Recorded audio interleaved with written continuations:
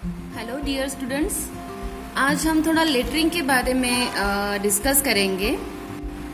Lettering जो है एकदम सिंपल है, जैसे हमने ABCD सीखी है उसी तरह से हम अभी ABCD सीखेंगे, लेकिन वो थोड़ा क्रिएटिव स्टाइल से। तो जो पहले हम करेंगे, सिंपल एक A लिखेंगे, एकदम ही सिंपल, उसमें कोई टेंशन लेने की ज़रूरत नहीं है। सिंपल A लिखने के बाद अब इसको हम फॉलो करते हुए इसकी लाइन को डबल कर देंगे। अब ये अंदर का जो उसका विंडो है हमने यहाँ पे कर लिया, आप देख सकते हो ये हमने ड्रॉ किया है। अब ये जो लाइन है ये एक्स्ट्रा हो गई है, ठीक है। और एक अलग तरीके से ए हम लिखेंगे, वो थोड़ा गोल गोल जैसे होगा, जैसे बलून के शेप्स होते हैं ना। इसके अंदर का विंडो हम नहीं बनाएंगे। ए इस तरह से भी लिख सकते हो, इस तरह से भी लिख सकते हो, और एकदम डेकोरेटिव स्टाइल में इस तरह से भी आप लिख सकते हो। एक ध्यान में रखना है हमें कि अगर हम कोई भी लेटर लिख रहे हैं तो उस लेटर्स के साथ उसकी जो स्टाइल है वो भी बाकी लेटर्स में कॉपी करना जरूरी है। सपोज अगर आपको बी लिखना होगा तो ये ए के लाइन में आप बी लिखोगे, या फिर एक वर्ड है आपको दिया गया है ABCD, ये एक वर्ड है, तो ए अगर आपने इस तरह से लिखा है तो उसके साथ जो बी आने वाला है उसको भी आप उसी ही स्टाइल में लिखेंगे तो ही अच्छा लगेगा, ठीक है। इसके अंदर का विंडो नहीं किया है तो इसके अंदर का विंडो भी हम नहीं करेंगे। अगर इसके साथ बी को लिखना है तो जैसे ये ब्लॉक लेटर जैसा लिखा है एकदम से, उसी तरह से ये बी भी हम ब्लॉक लेटर वाइज ही लिखेंगे तो वो फैमिली मैच करेगी उसकी। आई होप आपको समझ में आ रहा है। अगर इस तरह से भी लिखना है तो इस तरह से हम बी लिखेंगे, ठीक है। अब जो है इसकी जो एक्स्ट्रा लाइंस है हम उसको इरेज करेंगे, लेकिन इसके आउटलाइन के बाद। अभी फर्स्ट जो ए बनाया है, अभी उसका ये लाइन एक्स्ट्रा आ गया है, तो जो इंपॉर्टेंट लाइन है हम उसको पहले आउटलाइन करेंगे फटाफट, ठीक है। अब जो है इस साइड में, मतलब राइट साइड, देखो ये जो लाइन है इसका राइट साइड ये है और लेफ्ट साइड ये है, ठीक है। तो हमने इसके राइट साइड में शैडो दे दिया है। इमेजिन कर रहे हैं कि लेफ्ट से लाइट आ रहा है तो हमने राइट में शैडो दे दिया।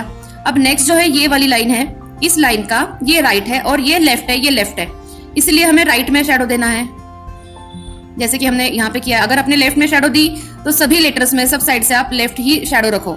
अगर राइट से शैडो दिया है तो आप राइट से ही शैडो रखेंगे। अभी देखो ये इसका डाउन है, ये अप है, ये डाउन है ना। ये लाइन का ये अप है, ये डाउन है, तो हमें राइट एंड डाउन, ये इस तरह से हमने शैडो कर दी। देखिए इतना करने से ही काफी 3D इफेक्ट उसको मिल गया है। उसी तरह से ये जो लाइन है उसका ये लेफ्ट है और ये साइड राइट है ना। राइट लेफ्ट हम हमेशा याद रखें, ये अप है ये डाउन है, तो हमें डाउन एंड राइट शैडो लगानी है, डाउन एंड राइट। देखिए शुरुआत में आपको बहुत मुश्किल हो सकता है राइट लेफ्ट डाउन अप ये ढूंढने के लिए, लेकिन जैसे ही आप प्रैक्टिस करेंगे, थोड़ा सा आप दिमाग लगाएंगे, आपको आ जाएगा आराम से। प्रैक्टिस की जरूरत है, सोचने की भी प्रैक्टिस की जरूरत पड़ती है। थिंकिंग आपकी अच्छी हो जानी चाहिए, इमेजिनेशन अच्छा हो जाना चाहिए, ताकि आप आराम से कोई भी ड्राइंग या कोई भी कलरिंग कर सकोगे। देखिए इतना हो गया। अब मैं क्या करूंगी, ये लाइन सूखने दूंगी और फिर इस पे यहाँ पे देख सकते हैं आप कि मैंने एक आर्ट लिखा है अलग स्टाइल से और कलर लिखा हुआ है। तो जैसे हमने सीखे ABC कैसे लिखते हैं, उसी को अभी मैं एक वर्ड में पूरा फॉर्म करके आपको कलरिंग भी दिखाऊंगी।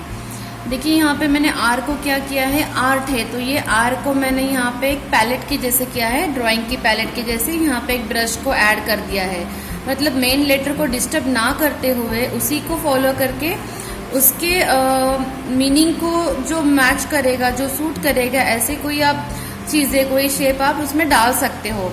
जैसे आर्ट को ये पैलेट, आर्ट की कलरिंग पैलेट सूट कर सकती है, इसलिए मैंने वो वहाँ पे ऐड की, उसकी शेप में भी बराबर फिट आ रही है, ठीक है।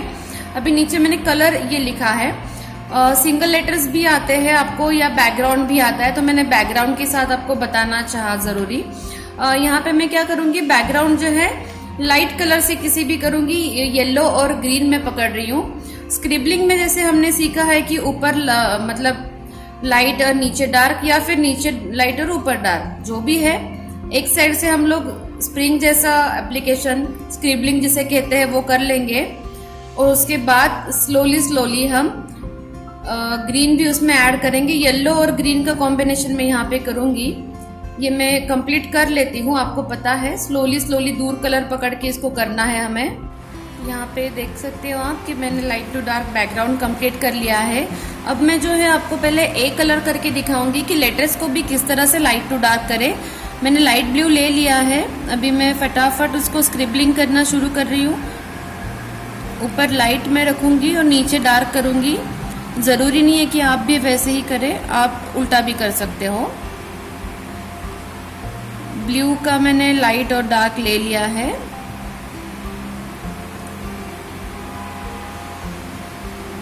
इस तरह से मैंने मेरे पहले पुराने वाले वीडियोस में एक सेपरेटली दिखाया है कि रेक्टेंगल शेप में किस तरह से लाइट टू डार्क शेडिंग करनी है स्क्रिबलिंग टेक्निक यूज़ करके। वो आप देख के सेपरेटली भी प्रैक्टिस कर सकते हो। अगर आपको ये मुश्किल लग रहा है डायरेक्टली लेटर्स पे करना, तो आप सेपरेटली भी छोटे छोटे रेक्टेंगल ड्रॉ करके उसमें लाइट टू डार्क करने की प्रैक्टिस कर सकते हो। तो यहाँ पे तो मैंने आपको दिखा दिया है।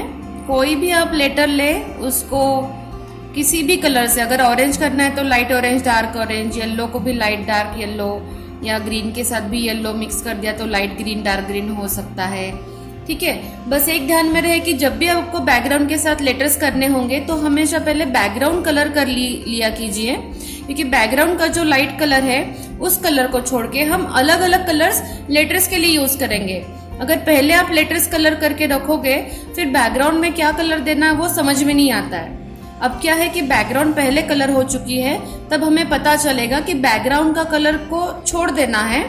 मतलब यहाँ पे येलो ग्रीन यूज किया है तो येलो ग्रीन छोड़ के बाकी कोई भी कलर्स हम लेटर्स में यूज कर सकेंगे। ठीक है, आप देख सकते हैं यहाँ पे मैंने पहले ब्लू के साथ 1 by 1 कर लिया है अल्टरनेटिव कलरिंग। अब मैं ऑरेंज एंड रेड को मिक्स करूँगी। पहले ऑरेंज दे दिया ऊपर और नीचे मैं इसको रेड के साथ मिक्स करूँगी। कलर में कितना प्रेशर देना है, कितना नहीं, कहाँ तक लाइट लाना है, कहाँ तक डार्क को रोकना है, ये सब आपको तभी पता चलेगा जब आप खुद उसको ट्राई करेंगे। ये सिर्फ एक बार आपने वीडियो देखा और आपको परफेक्ट आ गया, ऐसे नहीं होगा। आपको ये खुद सब चीज़ ट्राई करनी होगी। आप देख सकते हैं यहाँ पे मैंने ये जो है कलर ये कंप्लीट कर लिया है। कलर वर्ड का कलरिंग कंप्लीट हो चुका है। यहाँ पे मैंने बस 2 ही कलर्स यूज़ किए हैं, ब्लू एंड ऑरेंज लेटर्स के लिए। आप अपने मन से अलग अलग स्टाइल से लिख भी सकते हैं। ये बहुत ही बेसिक लेवल मैंने आपको बताया है। आप अलग अलग स्टाइल से लिख सकते हो, अलग अलग कलर्स यूज़ कर सकते हो, बैकग्राउंड डिफरेंटली कर सकते हो। ध्यान में इतना ही रहे कि आपका जो बैकग्राउंड है वो कॉम्प्लीमेंट्री होना चाहिए आपके लेटर्स को। अभी देखिए बैकग्राउंड तो कलर किया है शेडिंग में, लेकिन लेटर्स को गेटअप आ रहा है। ये बहुत ज़्यादा इम्पोर्टेंट है कि देखने के बाद पहले लेटर्स को इम्पोर्टेंस मिलना चाहिए। आई होप आपको अब तक जो भी मैंने सीखा है वो समझ में आ गया है। बस कुछ चीज़ें याद रखिए, जब आपको एग्ज़ाम में लेटरिंग आएगा तो आपको एलिमेंट्री के बच्चों को तो बोला जाता है कि सूटेबल बनाइए। आपके पेपर पे जो भी सूटेबल शेप है, जैसे कि ये मैंने बनाया है और सूटेबल पेपर को बनाया है। तो इंटरमीडिएट को जो है वो साइज दिया जाता है कि इतनी साइज में बनाइए। तो सपोज ये दिया गया है 21 centimetre bye 11 centimetre for example. ठीक है, तो पेपर के अंदर आपको ये सेंटर में ड्रॉ करना पड़ेगा रेक्टेंगल। सेंटर में ये जो गिवन रेक्टेंगल है वो ड्रॉ करने के बाद आप क्या करेंगे, उसके बीचों बीच एक डबल लाइन ड्रॉ करके जो भी आपको लेटर्स लिखना है वो उसी के अंदर लिखेंगे। कभी कभी मराठी तो आप क्या करते हो, बड़ा ऐसे गणेशा है तो यहाँ पे ग लिख देते हो। यहाँ पे जैसे कि गणेशा लिखना है तो ग यहाँ पे लिखते, न यहाँ पे लिख के रेक्टेंगल के बाहर ये लाइन आ जाती है। तो वैसे नहीं करना है, हमें जो है रेक्टेंगल के अंदर ही बैठना चाहिए। वो गिवन रेक्टेंगल के बाहर कोई भी लेटर की लाइन नहीं जानी चाहिए। याद रहे, डायगोनली लेटर्स को नहीं लिखना है, ये रेक्टेंगल के बाहर कोई लाइन नहीं जाए और सारे लेटर्स इक्वली यहाँ पे फिट हो जाए। ठीक है, ये ध्यान में रखिए एंड अलग अलग तरीके से लेटरिंग ट्राई कीजिए। प्रैक्टिसिंग